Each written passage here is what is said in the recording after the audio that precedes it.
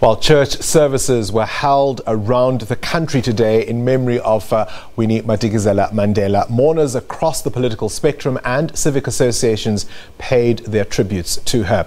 The church in which she got married to former President Nelson Mandela is set to become a national heritage site. Saying farewell to one of their own, the former Women's League president. It was Winnie Madikizela. The party's Secretary General says Winnie Madikizela-Mandela must be properly honored. We have done a disservice to Comrade Winnie. We did not want to recognize her and her contribution in the history of struggle of black people in South Africa.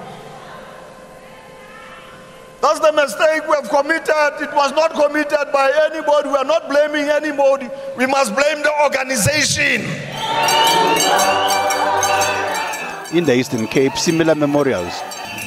This Ludega Second Methodist Church played an important role in the country's liberation history.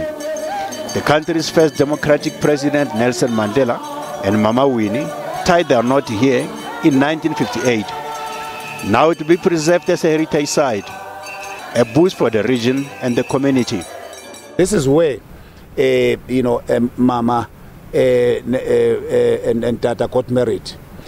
And all other luminaries were part of that marriage. A wedding including Oliver Tambo and Walter Sisulu. This was quite historic, and community, has ensured that they themselves preserve it. Mama Winnie's ancestral home at Mbongweni village will also become a national heritage site. Several political parties, civic associations and members of the public attended the event. He was a person who was always willing to see that the ANC lives and the ANC grows. Mom Winnie Mandela fought for the rights of women, children and all poor South Africans. We regard her as one of the struggle stalwart who was not ashamed to mix with the EFF.